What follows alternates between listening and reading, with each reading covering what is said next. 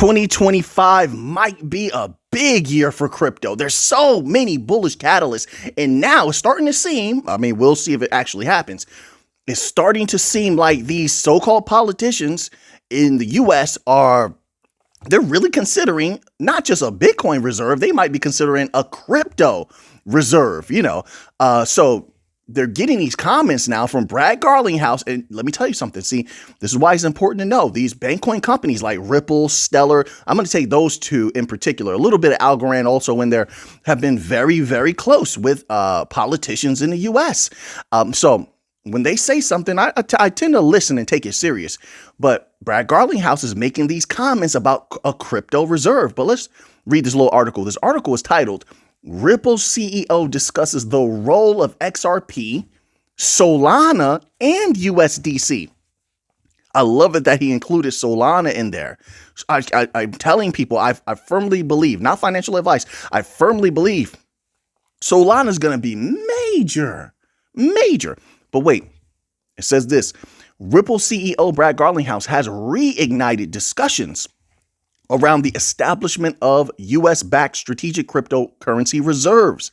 Speaking at the CFC St. Moritz conference, Garlinghouse outlined how digital assets like XRP, Solana, and USDC could play a pivotal role in such reserves. This proposal comes at a time of increasing institutional adoption, which could take crypto to a new height. We're talking about a lot of money being made by a lot of people, right? Facts, it's already happening. Look how everything keeps going up. People are taking profit. That's helping people a lot, right? People are making some good gains right now, depending on where they're positioned, right? But let's continue on here. It says increasing institutional adoption and regulatory clarity in the United States, a push for crypto in national reserves. During his appearance at CFC St. Moritz, Garlinghouse joined a panel focusing on global crypto adoption and its integration into multiple national financial systems. And that's another thing we've been following. It's not just Bitcoin. That's why I love that he's addressing it this way. He's not even talking about Bitcoin. He's talking about XRP, Solana, USDC. We already know Bitcoin is in the game, right? And that's what I'm saying. If it makes Bitcoin that bullish for nations to want to have it in its reserve, how much more bullish is XRP, Solana, etc., right? People got to keep this in mind. There's a big money, real big money moment coming up on the horizon, it appears. But let's keep going. It says, he highlighted the potential of cryptocurrencies, particularly US-founded assets, such as Ripple's XRP, to be included in a government-led reserve. So now let's scroll down here. I wonder if he gives any more details. Oh, they got a little quote here. Here we go. Quote, the path forward is becoming clearer as regulatory frameworks take shape, unquote. Garlinghouse remarked. He suggested that a strategic reserve, I almost lost my spot, initiative aims to prioritize domestic digital assets, including Solana and USDC. That's interesting. He's including Solana. Why? Right. Proponents believe this strategy, he has to have a reason for including Solana. Proponents believe this strategy could serve dual purposes, advancing blockchain technology and securing economic leadership in the evolving global financial landscape. Sorry, I had to get something off my screen right there. BlackRock's role in institutional adoption, of course, they're going to play their role. Institutional interest in cryptocurrencies has risen dramatically in the last year, buoyed by institutional investors like BlackRock. A lot more to come. They've been saying there's a lot more big businesses to come, asset managers to come. Industry heavyweight BlackRock's managing director, Joseph Chalom, spoke at the same conference. Oh, really? I didn't hear this in that news the other day, but this is interesting. He stated that the company currently manages $61 billion of Bitcoin, Ether, and tokenized assets compared to no crypto exposure just 1 year ago. Look how fast everything is moving. It's moving at light speed right now. And there's no way, I believe, they're stopping at Bitcoin and Ether. They're not. When it comes time, they will go big. They will go heavy with XRP, Solana, Chainlink, etc. when the time is right, and the time is coming. So now let's scroll down. Let's read a little bit more here. This actually is a really good article, actually. It's on bravenewcoin.com. I don't know if I've read an article from them before, but good job. It says, quote, "What we want to achieve is to provide people with exposure to cryptocurrency not through a single entity, but through credible means," unquote, Chalem explained, emphasizing the importance of safe, reliable opportunities for blockchain investments. All I heard right there is the mainstream push is coming. They're getting in position. That's what it's all about. You know, how did he phrase it? To provide people with exposure to cryptocurrency. Look, they're people. Big money people. They're getting in position right now. That's why you see all this volatility in the market. The prices continuously going up high, retesting highs that it hit, things like that. And then comes the mainstream push because they want their clients to make capital. I'm not just talking about BlackRock, okay? I'm talking about the legacy system overall. That push will come. And when it does, kablooey. So now, BlackRock's pivot toward digital assets aligns with the broader push for strategic reserves, where institutional participation lends credibility and stability to the market. Then it continues on here. State and federal initiatives on crypto. Crypto is about to go deep. We've known that, well, not we, because a lot of people didn't believe in crypto. I've known it for years. A lot of people who are researchers and analysts who, you know, they stayed here during the bloody bear market. They know, we knew. Now you're seeing it come to fruition. It feels great. States like Texas, we covered that, and Oklahoma, we just covered that, have already taken steps toward incorporating cryptocurrencies into their reserves. Texas, for example, is advancing legislation through Bill SB 778, pushed by Senator Angela Paxton, that would set up a Bitcoin strategic reserve. So the tracks are already being laid. This will make Texas the first state in the United States to legally recognize Bitcoin as a reserve currency. Shout out to Texas. Whispers at the federal level seem to have pointed towards something much bigger in scope. All right, so they're saying whispers, rumors. This is how a lot of things start. We've heard this before in crypto, where there's these rumors. A lot of rumors don't come true, but some of them do. You hear this talks behind the scene, and then next thing you know, a partnership is announced. Some activity occurs that you were hearing about before. It was only whispers. It began that way. So hopefully this is the same, and we're going to have a lot of states doing this. United States goes deep with Bitcoin. Of course, they're going to start with that first. It's not going to end there. That's why Garlinghouse is speaking this way. Now, when Garlinghouse is meeting with all these so-called politicians, and we know Ripple has, what's that called? They did all that lobbying, right? They were the biggest money in crypto lobbying for a long time. I don't know if it's still that way, but when they're speaking to them, I'm sure it's not just him. It's probably representatives, right? But when they're speaking to these people, I'm sure they're including their own native tokens in those discussions, XRP, Solana, etc., like that. So now it says the bigger picture. Look at this. I told people there's a golden age coming. Now they're using the phrase a new era for crypto. I don't care what the phrasing is. Either way, there's a big moment. Crypto is growing up, and so the value is going to grow. The money that people are about to make is going to grow. Simple as that. I don't see any way around it. The concept of US-backed crypto reserves underlines the broader shift toward mainstream acceptance of digital assets. By including blockchain-based assets in national financial systems, the US might also secure economic security and further position itself as a leader in the world arena in terms of technological innovation. And you know the US wants to be number one. They want to be the best of the best, no matter what, at all cost. So there's no way I think that they're going to fall behind when it comes to blockchain or DLT implementation and utilization. No.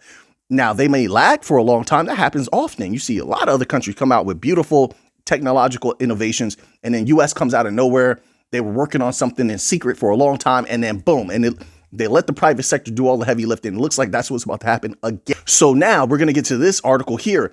Given everything that you've seen, given how fast we've witnessed in the last few months, crypto skyrocket across the board. So many different cryptos skyrocketing from the top utility coins, from Bitcoin to the top utility coins, altcoins to meme coins, many different cryptos skyrocketing. Now we get to this article. I'm going to ask you this question that the article is sort of bringing up here. Do you believe that XRP could reach $15 in 2025? Now, wait. I'm asking that question, but they're putting a date on this. They're saying by June 2025. So the article is titled Analysts Bold XRP Price Prediction $15 by June 2025. Do you believe that that is possible? Let's hear what this analyst has to say, and we can consider a few things. It says, with a strong start to the year, XRP's $139 billion market cap and $3.97 billion trading volume show room for growth in 2025. Another significant factor is Ripple Labs' recent regulatory win and the promise of lighter oversight under new leadership. All right.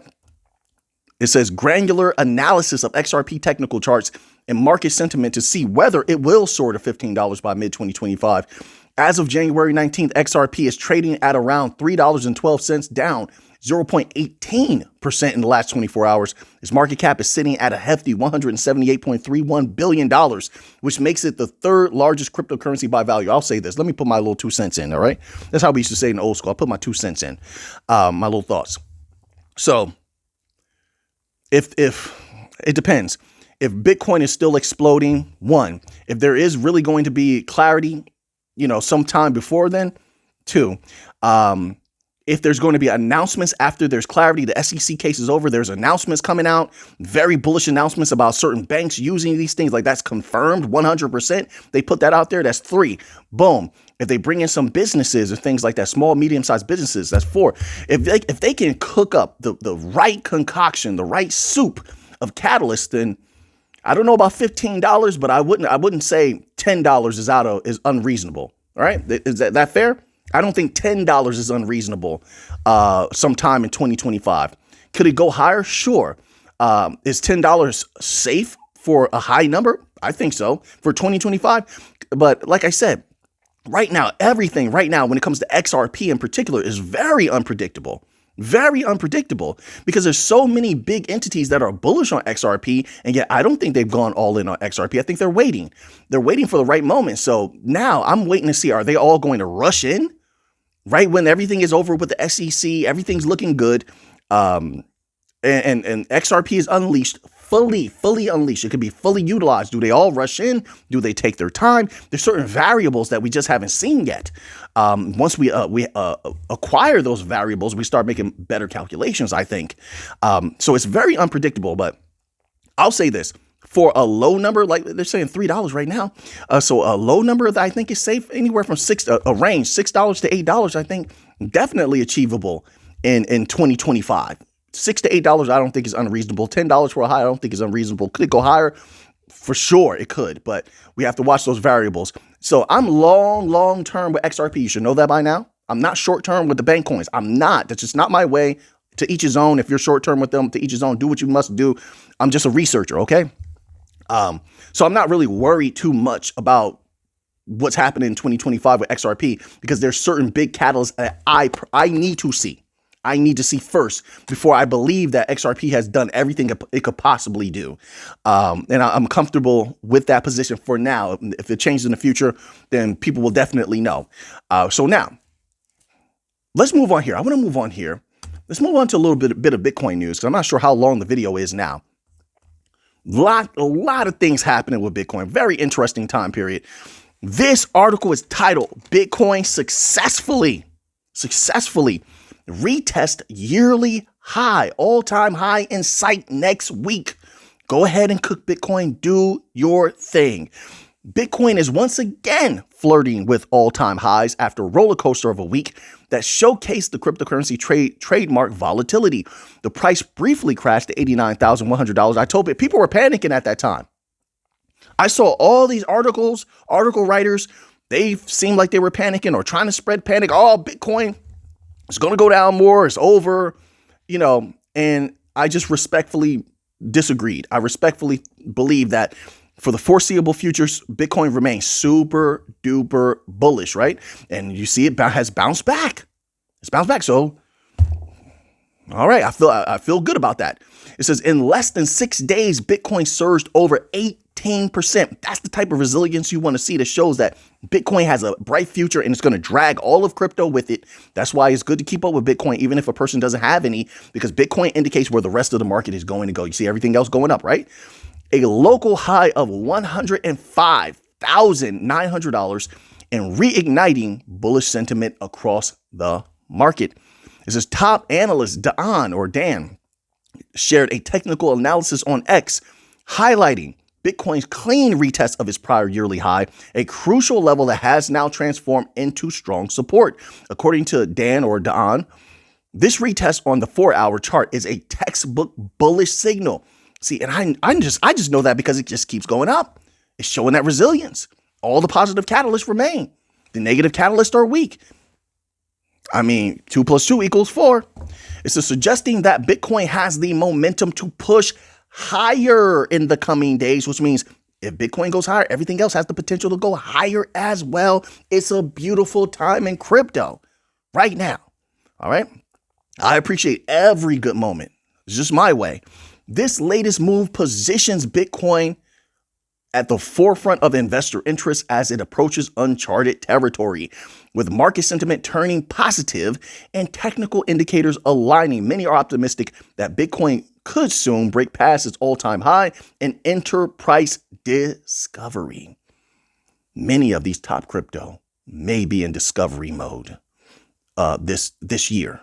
A few times, right? A few times. So, of course, we have a multitude of cryptocurrencies doing well. Solana, one of my favorites. Solana, one of the ones I believed in, even though people were saying it was dead for so long. Yeah, I like to keep repeating that because it just sticks in my mind. Like, that's crazy to me when people try to convince you of something and it's like, you can walk your own path and I can walk mine separately. You know what I mean? But people will really, really try to get you to feel a certain way about these projects that you may be certain of. And then if you act on that, this is why it stands out to me. If you act on what other people are saying without your own research and your own belief in it, you could regret it. Like, what if when people said that I sold all my Solana, what happens if I would have done that? I would have lived with regret. Like, oh man, I shouldn't have done that. Then again, one could make the argument, well, you shouldn't be so influenced, right? I guess people could say that, but it's up to you. But I'm just glad that I walked this path. And now we have this news here. Solana hits $277 all-time high as open interest soars to $8 billion. Now that's a victory in my humble opinion. That's good in my humble opinion. So now let's scroll down here and find out what's going on with Solana. All right. And I think Solana has much, much further to go in the future. All right. So, of course, the meme coins are still popping off. People are creating new meme coins.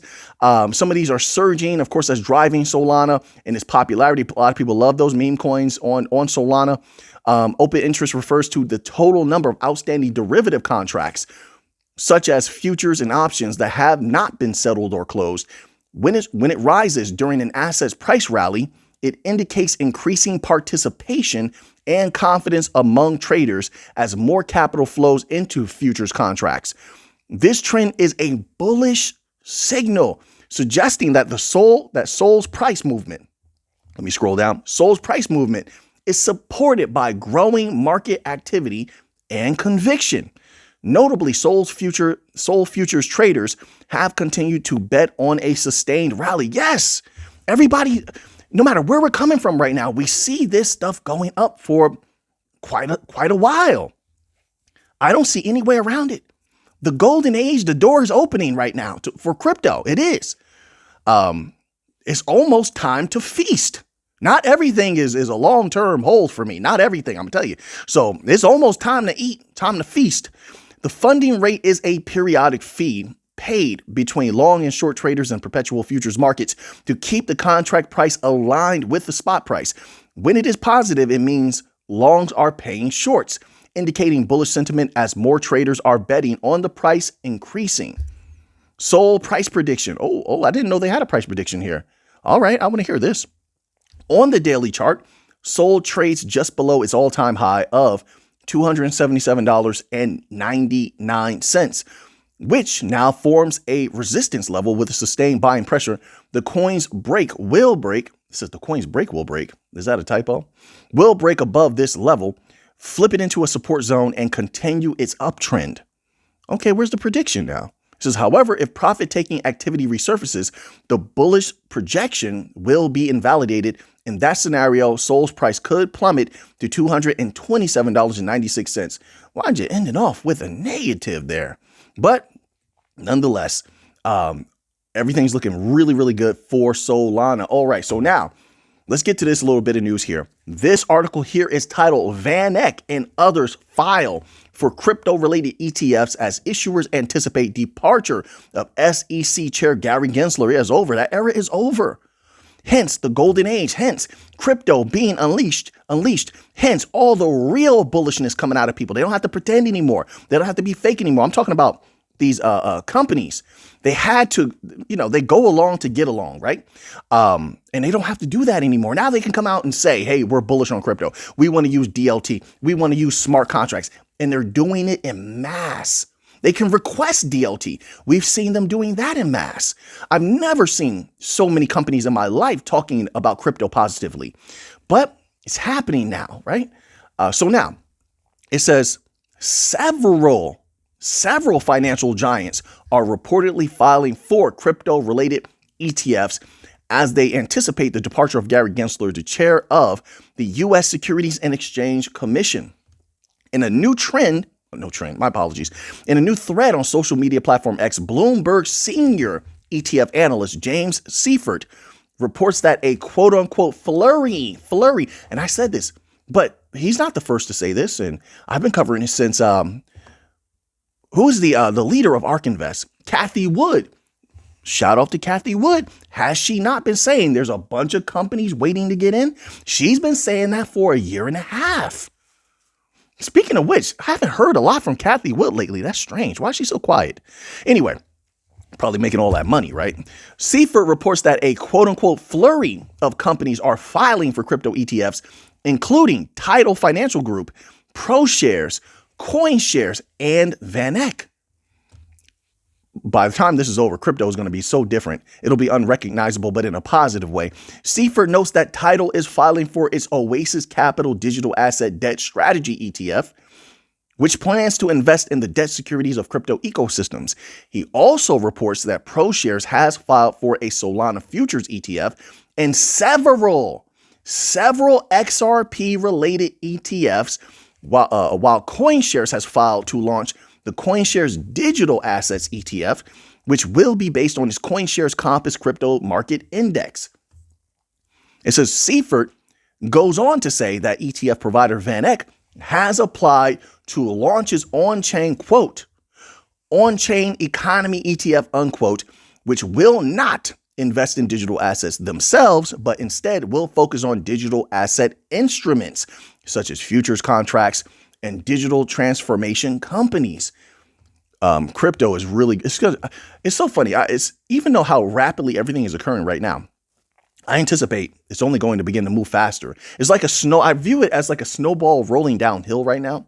It's still small. It's just a bit bigger than the pebble size, a bit of snow that we began with, but it's going to pick up until it becomes a boulder sized and a house size. I know that that's a little bit fictional in the visualization of it, but it's realistic when we're talking about the actualization or visualization of the momentum, what the momentum is going to look like. So it says, according to previous reports, Gensler is stepping down from his position on January the 20th. So, all right. So big things are happening. New age is here.